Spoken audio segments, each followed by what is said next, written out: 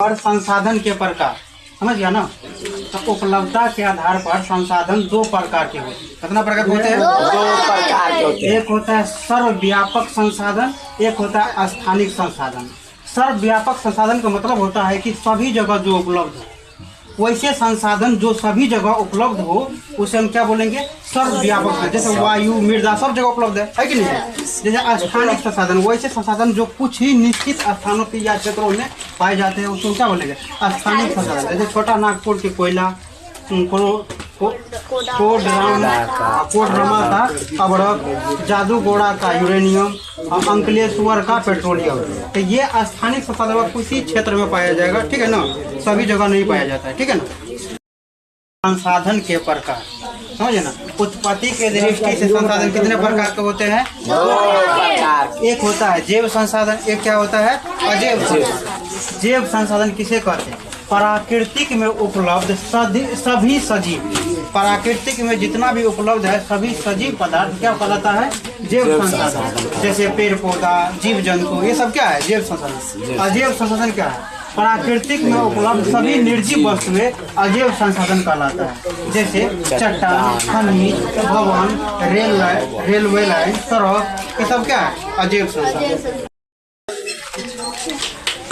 स्वामित्व के आधार पर संसाधन के प्रकार। स्वामित्व के आधार पर संसाधन कितने प्रकार के होते हैं? 4।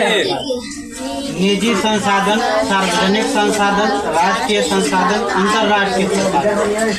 अब निजी संसाधन किसे कहेंगे? वैसे संसाधन जिन पर निजी व्यक्ति या व्यक्ति का समूह का अधिकार होता हो उसे निजी संसाधन कहते हैं। जैसे कोई निजी वस्तु है ना, जैसे अपना मकान हो गया, खेत हो गया, मोबाइल फोन हो गया, साइकिल हो गया, ये सब क्या हो गया?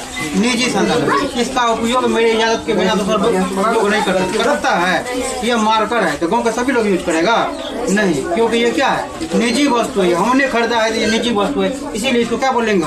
निजी संसाधन। सार्वजनिक संसाधन किसे बोलेंगे? वह संसाधन जिन पर समुदाय के सभी सदस्यों का अधिकार हो उसको हम क्या बोलेंगे? सार्वजनिक संसाधन। जिस पर देश के या किसी समुदाय के सभी का अधिकार हो उसको हम क्या बोलेंगे? सार्वजनिक संसाधन। जैसे हो गया सड़क हो गया, तो सड़क का उपयोग सब कोई कर सकता है, नहीं कर सकता है, इसलिए सड़क क्या हो गया? सार्वजनिक। रेल पर सब कोई चढ़ सकता है, सार्वजनिक चढ़ सकता है। पार्क हो गया, पार्क में सब कोई घूम सकता है, तो ये सब हो गया सार्वजनिक संसाधन। खेत का मैदान हो गया, मंदिर में सब कोई पूजा कर सकता है, मस्जिद में सब कोई नमाज पढ़ सकता है, इसीलिए तो ये सब क्या हो गया तुम्हारा? सार्वजनिक संसाधन।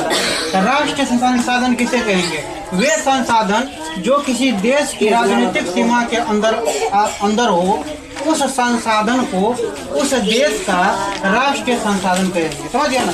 जैसे सागर तट से 12 समुद्री मील या 22.2 किलोमीटर तक महासागरीय क्षेत्र के संसाधन राष्ट्रीय संपत्ति होता है। जैसे अपने देश में जितना भी है, अपने देश के अंतर्गत जितना भी संसाधन है जो अपने देश में है, सीमा के अंदर में, तो सब क्या हो गया?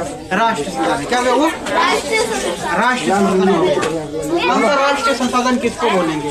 वे संसाधन जो सागर तट से 200 समुद्री मील की दूरी पर के आगे स्थित हो तो उसे हम क्या बोलेंगे? अंतर्राष्ट्रीय संसाधन। जो समुद्र में, महासागर में 200 समुद्री मील दूरी पर हो तो उसको क्या बोलेंगे हम? अंतर्राष्ट्रीय संसाधन।